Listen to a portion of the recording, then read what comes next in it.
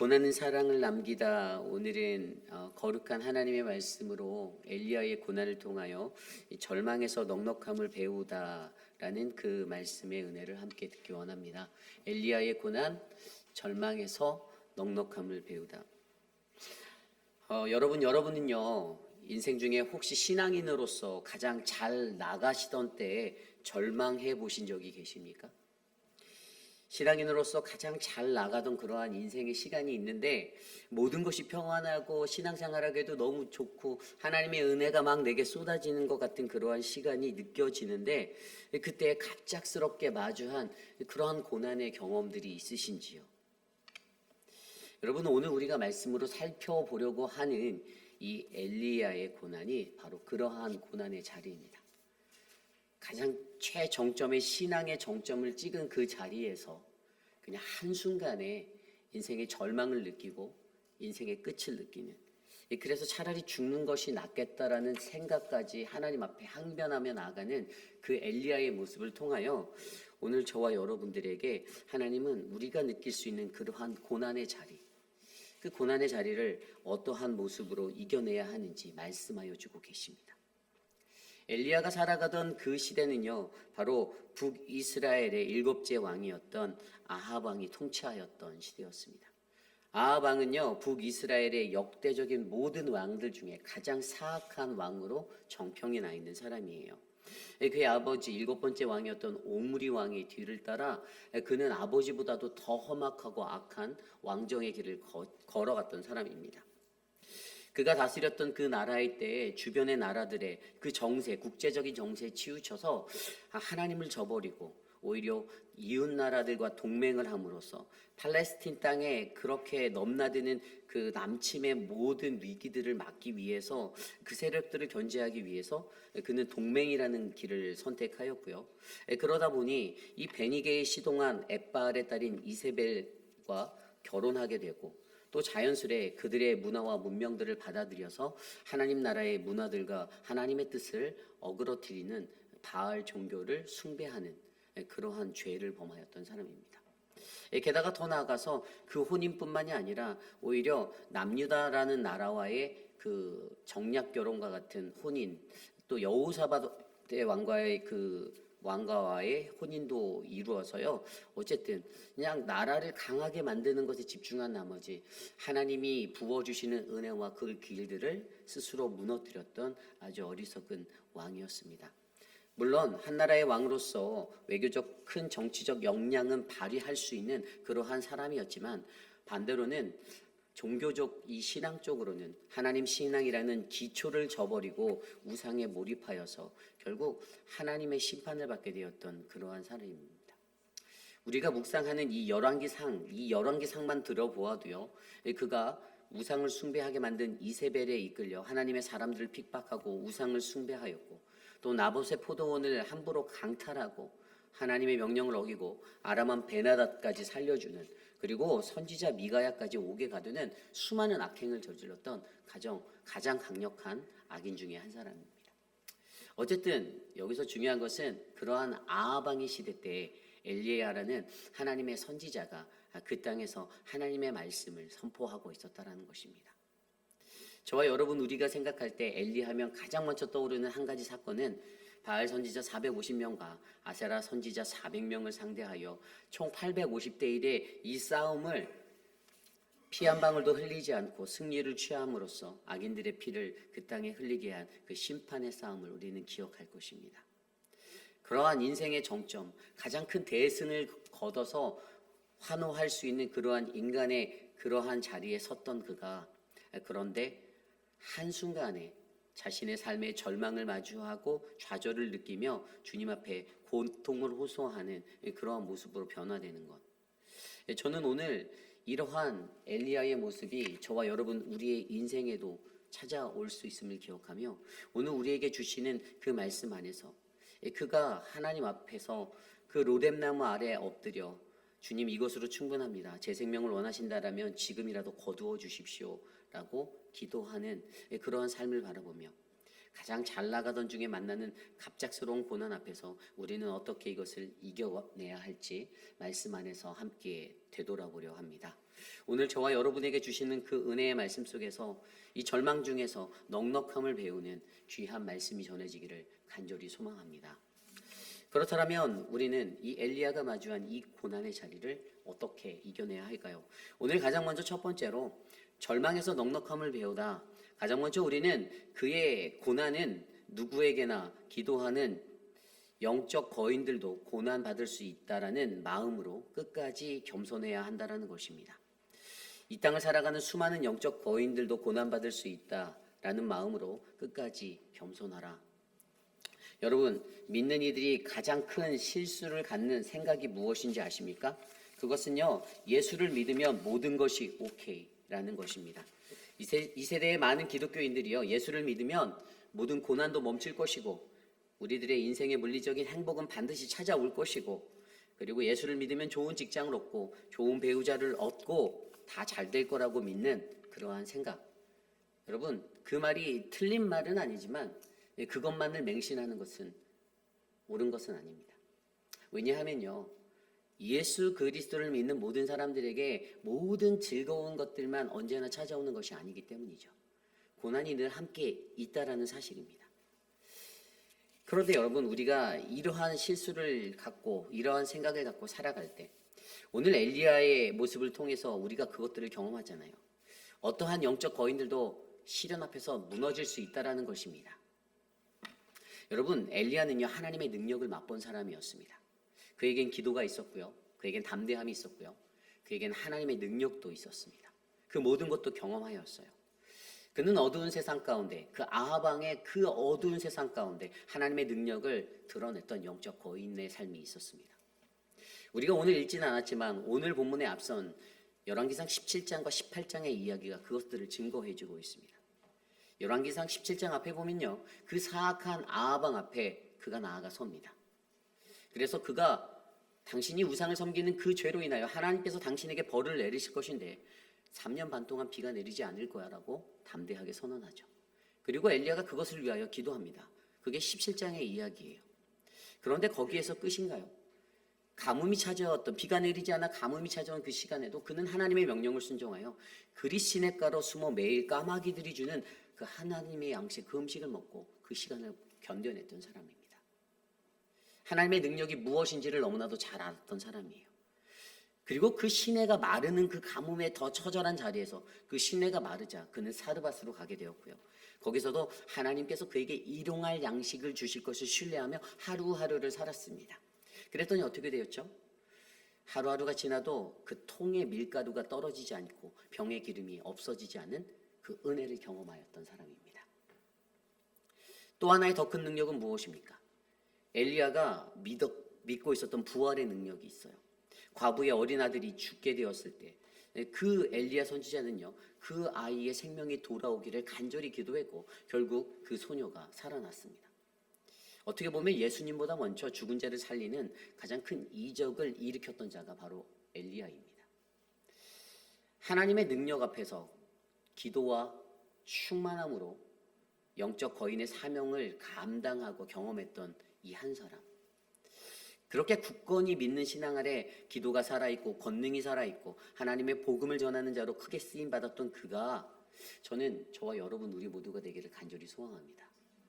그런데 여러분, 여기서 끝입니까? 18장으로 넘어가면 어떻게 되죠? 엘리야가 승리한 갈멜산의 영적 전투, 850대 1의 사건. 이 거짓 신이 누구인지 참신이 누구인지 가리자라는 것입니다.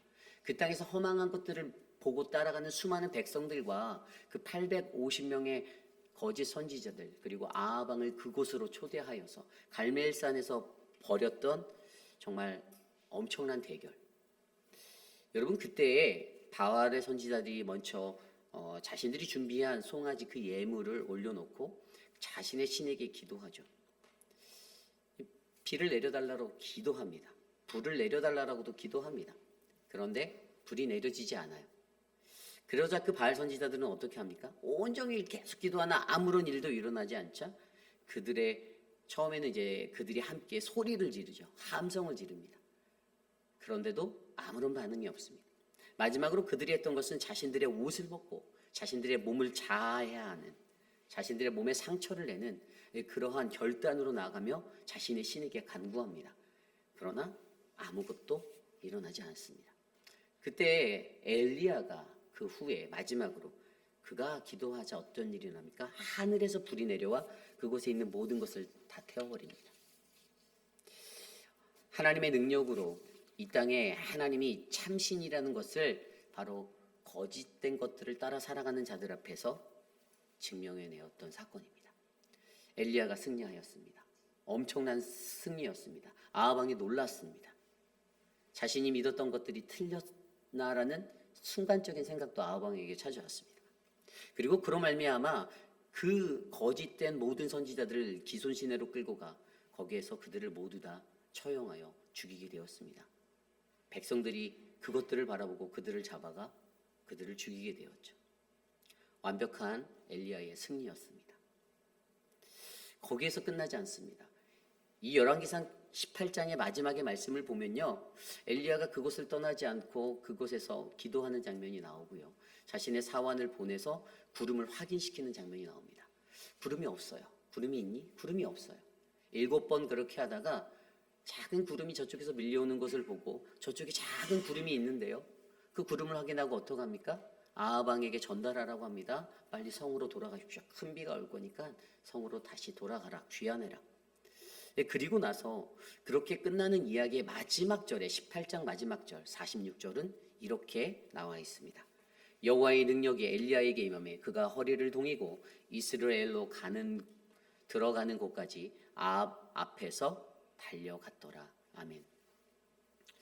마차를 이끌고 성으로 귀환하는 아하방, 그런데 그가 여호와의 능력이 그에게 임해서 허리를 동이고 이스라엘까지 들어가는 것이 달려갔다라고 말합니다. 상식적으로 마차가 빠릅니까? 사람이 빠릅니까? 사람이 더 느리죠.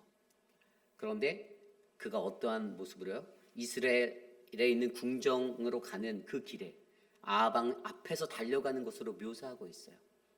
이게 아하방의 종이 되어서 달려가는 그 앞서가는 그런 모습이 아니라 하나님의 권능을 가진 자가, 그 권능을 가진 자가 승리의 퍼레이드를 하듯이 그 앞을 달려들어가 하나님이 만왕의 왕이시고 하나님은 참된 신이라는 것을 증명해내는 그 능력의 권세를 보여주고 있다는 것입니다. 17장 18장의 이야기만을 보면 완벽한 하나님의 사람, 모든 권능을 가진 하나님의 온전한 자, 하나님의 귀한 사람, 우리는 엘리야를 마주하고 있습니다.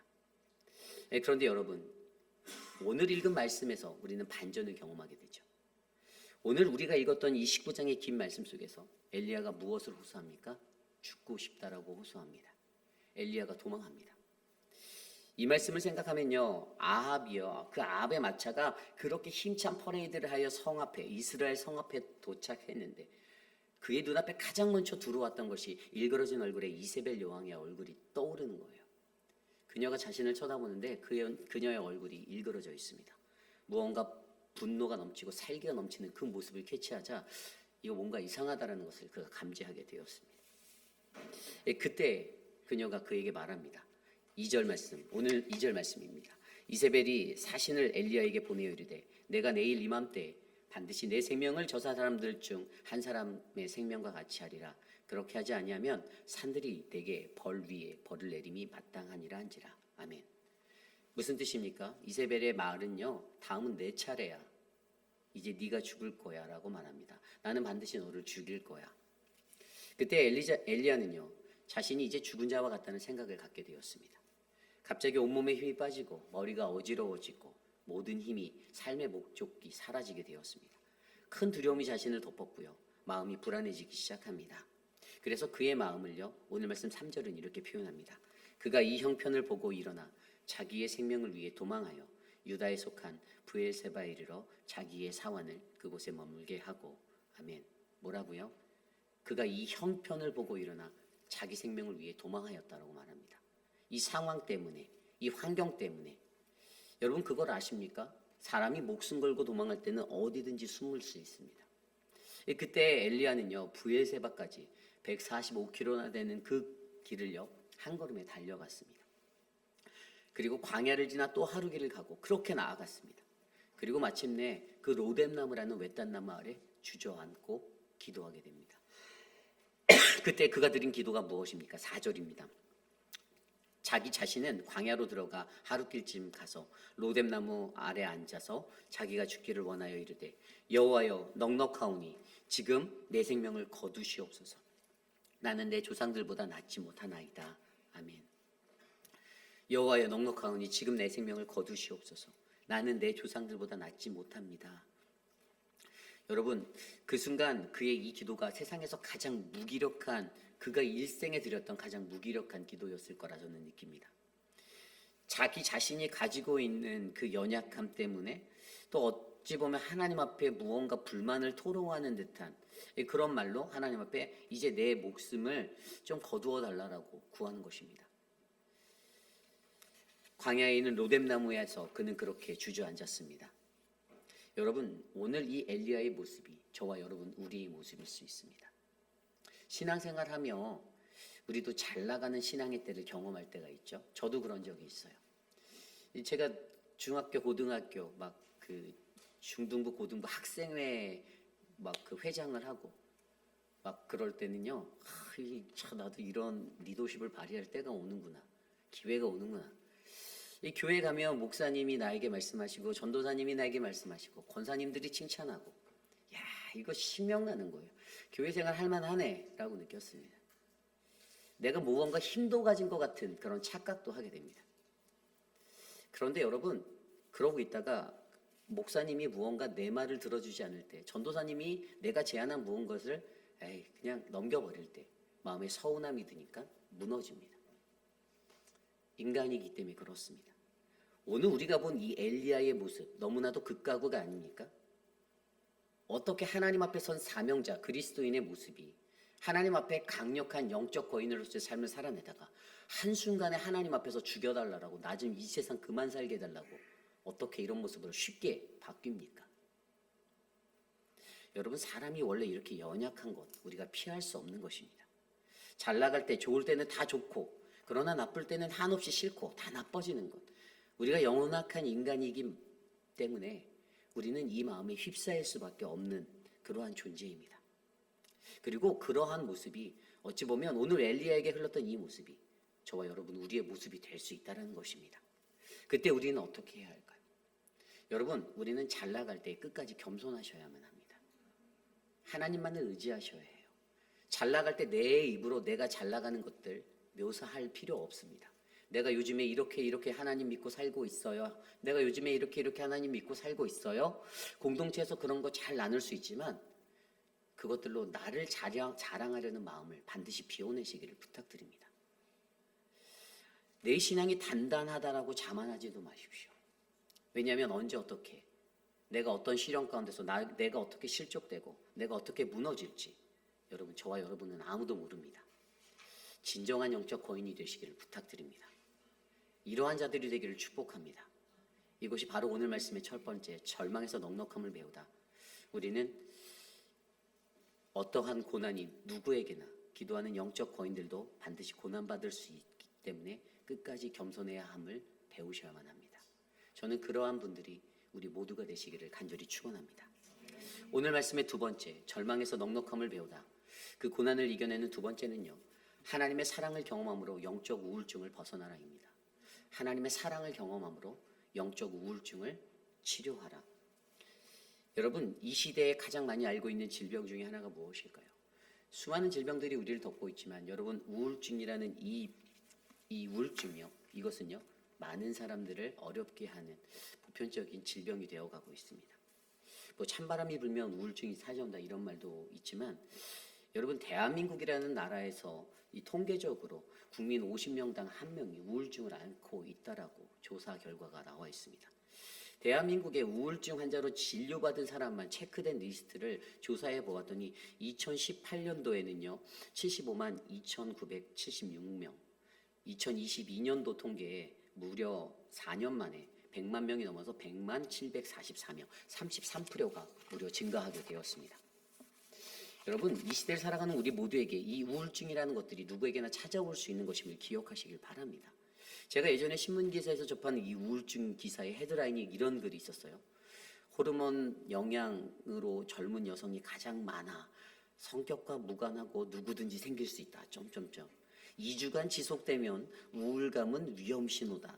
일상이 힘들 땐 즉시 의사의 진단을 받아야 한다. 이 헤드라인을 보는데 우울증이라는 게 정말 무섭구나라는 생각이 들어지는 거예요. 그래서 우울증에 대해서 궁금해서 좀 찾아봤더니 일본의 히라이 다카스쿠라는 이 일본 교린대 의학부 정신신경학과 교수가 이것에 대해서 이렇게 말하고 있어요.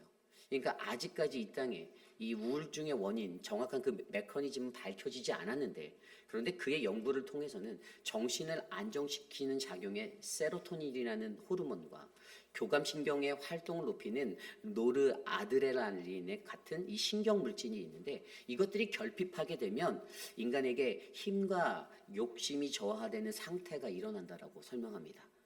그래서 이게 어떨 때 저하되나를 조사했더니 일상에서 우리의 삶에서 어떤 급격한 스트레스를 받을 때, 또는 인생의 삶에서 자주 경험하지 못하는 큰 사건, 이게 좋은 사건이든 나쁜 사건이든 이러한 것들을 인간이 경험하게 될 때 그로부터 이러한 현상들이 나타나게 된다라고 설명하고 있었습니다.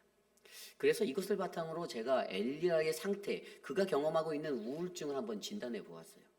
그 우울증의 원인이 무엇일까 봤더니 첫 번째로 육체적 피로가 보이는 거예요. 바알과 아세라 선지자와의 영적 전쟁, 그 힘든 일들을 감당한 뒤에 이스라엘에 이르기까지 30km를 달려갔고요. 부엘세바까지 다시 145km를 달려갔어요. 짧은 시간 안에. 얼마나 피곤하였을까가 느껴지는 거예요. 거기서 끝나지 않았어요. 그 뒤에 하나님의 음성을 듣고 호렙산까지 다시 그가 주저앉아서 죽여주세요 한 다음에 하나님이 그를 먹고 마시기 위해서 다시 기운을 줘서 40일을 달려가 호렙산에 이르기까지 480km 이상을 달린 거예요. 이러한 자에게 어떠한 육체적 피로가 있었는지 우리가 느껴지잖아요. 두 번째 원인을 살펴보니까 그의 인생의 고립됨을 느끼는 그의 감정이었다라는 거죠. 이게 뭐냐면 그리스도인들에게 중요한 것은 교제함입니다. 사귐이에요. 누군가가 같이 하고 호흡하고 서로 대화를 나누고 이런 교제들이 있어야 되는데 오늘 그는요 사실상 3년 동안 혼자 살았습니다. 혼자. 사환이 있었긴 하지만 그 사환과도 그렇게 친밀하게 거닐지는 않았던 것 같아요. 하나님 앞에 호렙산에 갈 때 그를 남겨놓고 가거든요. 어쨌든 세 번째 원인을 살펴보면 이 영적인 공격도 원인이 됐던 거예요. 계속되는 영적인 공격이 그를 쳤습니다. 지도자로 세운 그에게 이 아합 왕과 그 측근의 사람들, 또 동네 사람들, 백성들, 또 이세벨이라는 이 큰 존재까지도 마지막에 그녀에게 그 찌푸린 얼굴로 내가 너를 내일까지 끝내버릴 거야 라는 이 말을 들을 때 그의 마음에 얼마나 큰 충격이 돌아왔겠습니까? 그리고 마지막 네 번째 원인은 공허함이에요. 우리들의 일상에서도 큰 사역 뒤에 찾아오는 공허함 느껴보신 적 있습니까? 어떤 큰 일들을 감당하고 나서 무언가 허전함을 느끼게 되는 그 뒤에 애프터. 오늘 그에게도요 850대 1의 이 갈멜산의 큰 일을 치르고 난 뒤에 그의 마음에 순간적으로 밀려오는 그 공허함이 있었을 거예요. 여러분 이런 것들을 통해서 엘리야 또한 영적 우울증을 겪고 있었다라고 진단할 수 있는 거예요.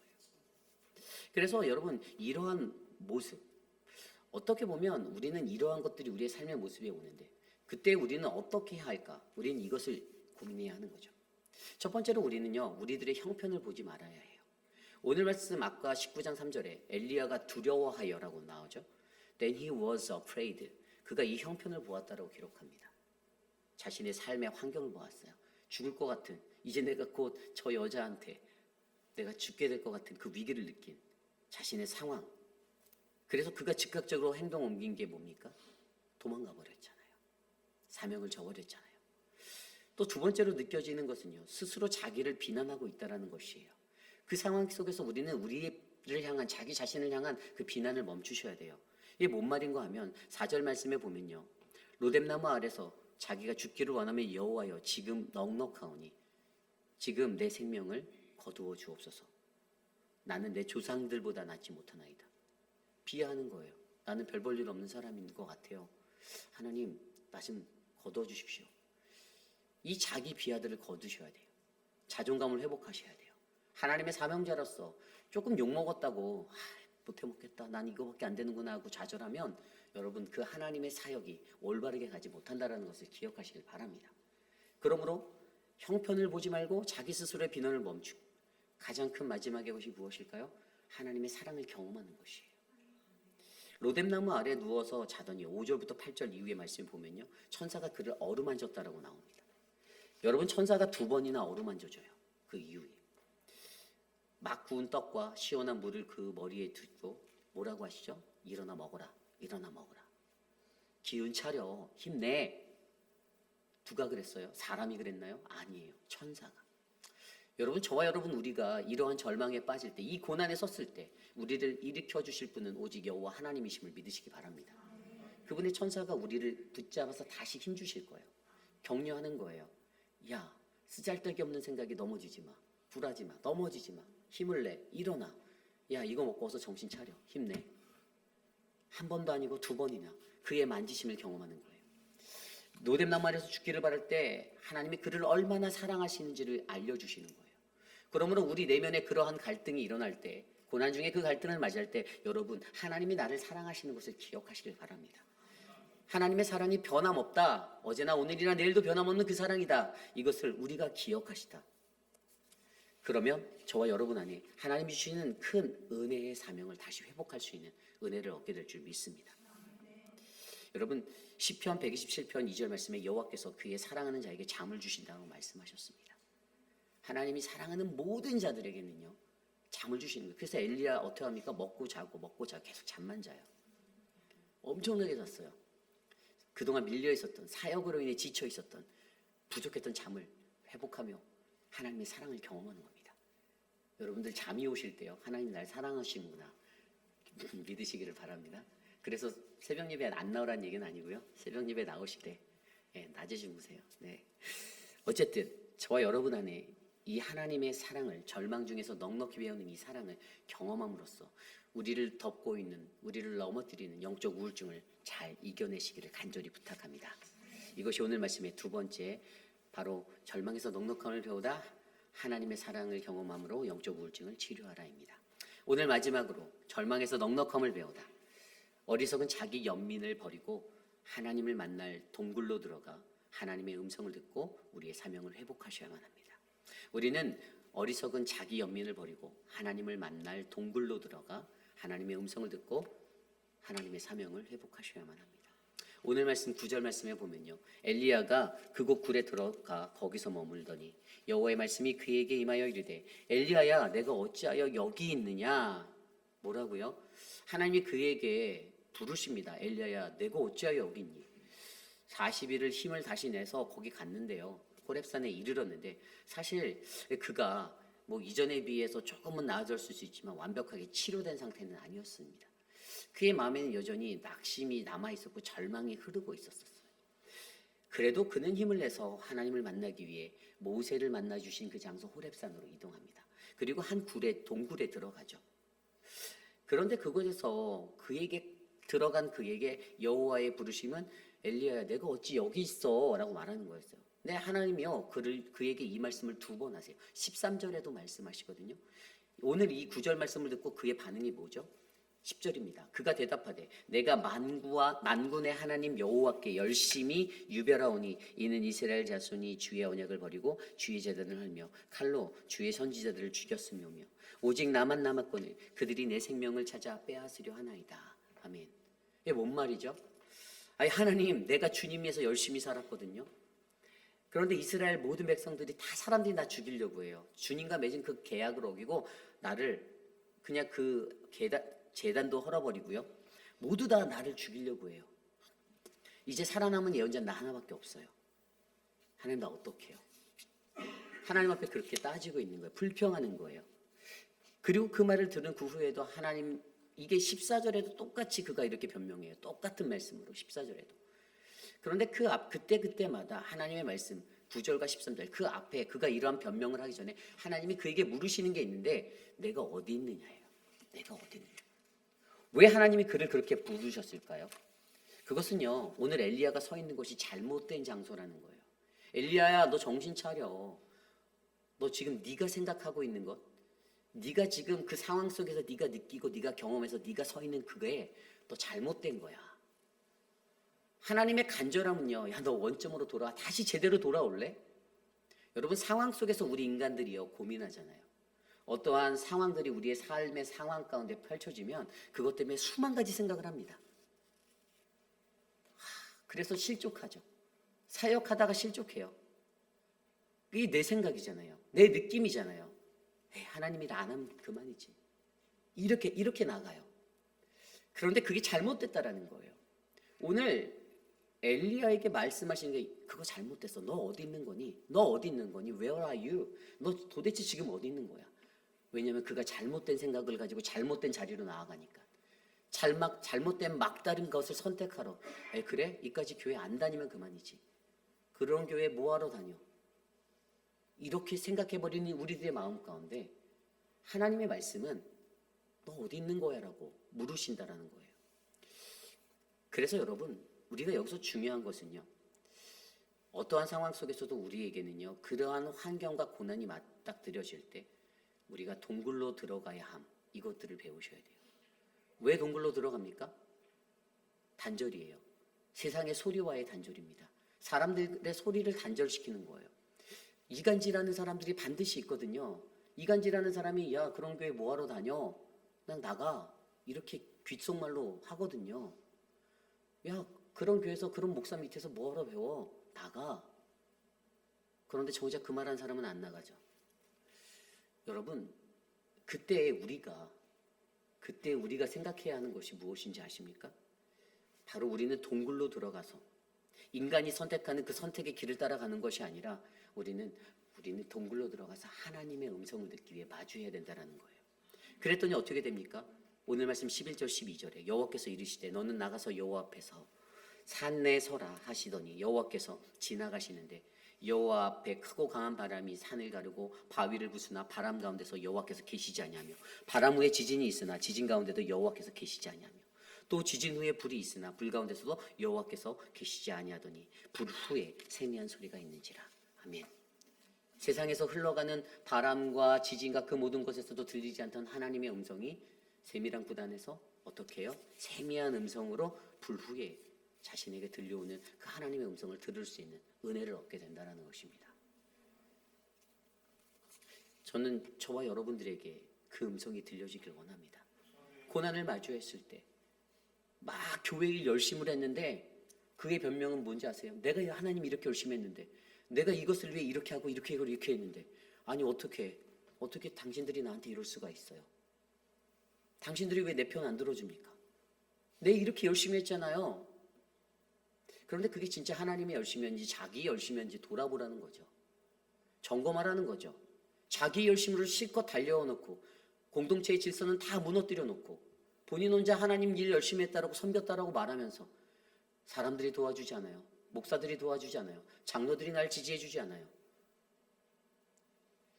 그 가운데서 무엇을 빠쳤나요? 오늘 엘리야의 상황이 똑같이 그 상황 아닌가요? 네가 동굴에 들어가서 나를 마주해. 너 지금 어디 있는 거야? 너가 그래서 갖고 있는 나쁜 생각으로 가고서 네, 이놈의 교회 안 다녀라고 생각하는 그 나쁜 생각, 그거 너가 실수하는 거야. 너가 있을 곳은 그게 아니야. 너가 가야 할 자리는 그 자리가 아니야. 너 어디 있는 거니? 근데 이 음성을 듣지 못한다는 거예요. 여러분, 저와 여러분들 안에서 우리가 오늘 엘리야를 통해서 배우는 이 말씀 속에서 우리는 우리의 절망의 때에 동굴로 들어가 하나님의 음성을 듣고 다시 사명을 회복하는 우리가 되길 원합니다. 15절 18절에 보면 사명을 회복시키잖아요. 너는 내 길을 돌이켜 광야를 통하여 다메섹으로 가라. 하사엘에게 기름 부어 아람의 왕이 되게 하고 16절입니다. 예후에게 기름 부어 이스라엘 왕이 되게 하고 엘리사에게 기름 부어 너를 대신할 선지자가 되게 하라. 세 가지 사명을 주십니다. 다시 일으켜 다시 쓰십니다. 그리고 그 사명 들으니까 다시 정신 차려서 주님 내가 이 사명의 길로 다시 갑니다. 엘리야가 그렇게 나갔습니다. 하나님의 자비로운 은혜로 엘리야는 다시 그 하나님의 사명을 감당할 기회를 얻게 되었습니다. 그리고 그에게 하나님의 축복도 계속되었어요.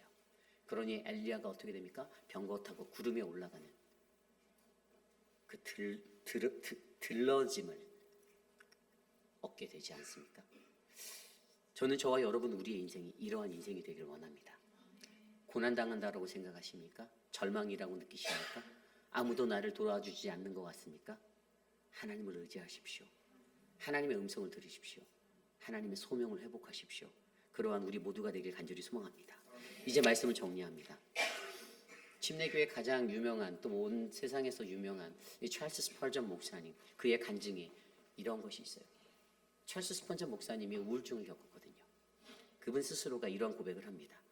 우울증을 겪은 나는 내가 겪은 그 우울증을 통하여서 나의 절망의 끝이 어디인지를 경험하였다. 나는 내 발이 거의 들어갈 뻔한 어둠의 소용돌이에 그 무서운 끝이 어디였는지 기억한다. 덕분에 나는 같은 상황에 빠진 수많은 형제 자매들에게 도움을 줄 수가 있었다. 그 손길은 내가 인생의 깊은 낙심을 몰랐다라면 결코 줄 수 없었을 것이다.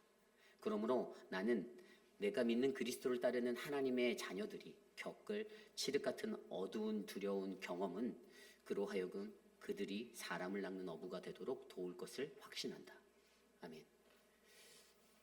칠흑 같은 어둠, 그 고난을 경험하시면 그것이 절망의 자리가 되느냐 아니면 하나님의 복음을 증거하는 놀라운 치료자의 자리가 되느냐는 우리들의 마음에 달려 있어요. 내가 그것을 절망으로 여기고 단절로 여기고 내 인간의 길을 선택하여 내 고집으로 여전히 깨어지지 않는 내 아집 때문에 내 인생을 망치고 있다라면 그것은 안타까운 그냥 한 인생이 되어버리는 겁니다. 그러나 하나님께서는 이 고난을 주심은 우리로 하여금 그것을 극복하고 치료하고 회복하여 하나님의 복음을 온 만방 가운데 아름답게 외칠 믿음의 사람으로 우리를 사용하여 주신다는 것을 기억하시길 바랍니다. 주님이라다 쉽게 절망할 수 있습니다. 실족할 수도 있습니다. 그때 여러분 기도하십시오. 그때 사람을 보지 마십시오. 사람들의 말에 휘둘리지 마십시오. 여러분 자세히 들여다보면 이런 절망 중에 낙심한 자에게 말로 많은 조언할 필요가 없다라는 것을 저는 느낍니다. 무엇이 잘못됐는지 말해줘도 그게 필요 없더라고요. 부드러운 어루만짐, 하나님의 어루만짐이 그들에게 원래 필요합니다. 하나님의 사랑을 마주하시는 그 만지심이 그들에게 필요해요.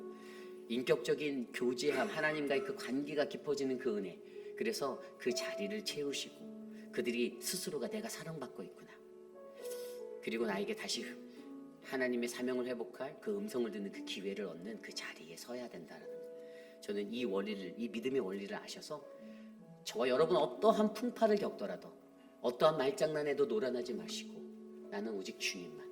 앞에 있는 단상에서 있는 목사, 여러분들 저 보면 시험 들잖아요, 그죠? 왜 저 보지 마세요. 제 뒤에 숨겨진 예수 그리스도 하나님을 보세요.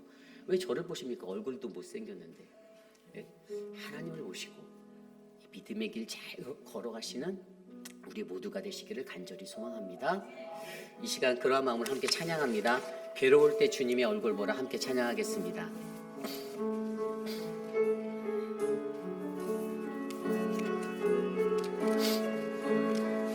함께 찬양합니다. 괴로울 때 주님의 얼굴 보라, 평화의 주님 바라보아라. 세상에서 시달린 친구들아, 위로의 주님 바라. 다시 한번 찬양해 볼까요? 괴로울 때 주님의 주님의 얼굴 보, 평화의 주님을 바라봅니다. 주님 바라보아 세상에서 시달린 친구들, 위로의 주님 바라보, 눈을 들어 주님을 바라봅니다. 눈을 들어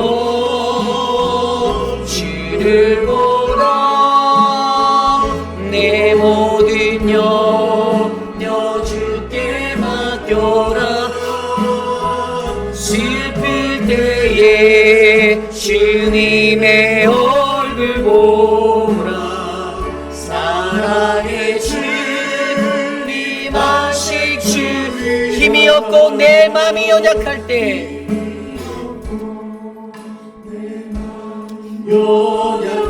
그 능력의 주님을 바라봅니다. 능력의 주님 바라보아 주의 이름 부르는 모든 자는 주의 이름 부르는 모든 자 힘주시고 늘 지켜주시니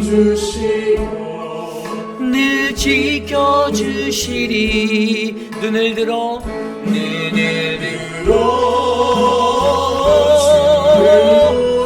주를 보라 내 모든 염려 주께 맡겨라 슬플 때에 주님의 얼굴 보라 사랑의 주님 주님 안식 눈을 들어 주를 보라 눈을 들어 주를 보라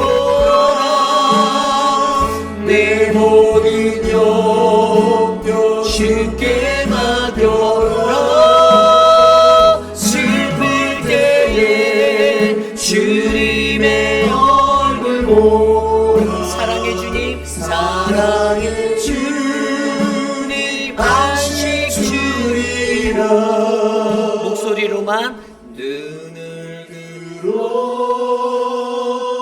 주를 보라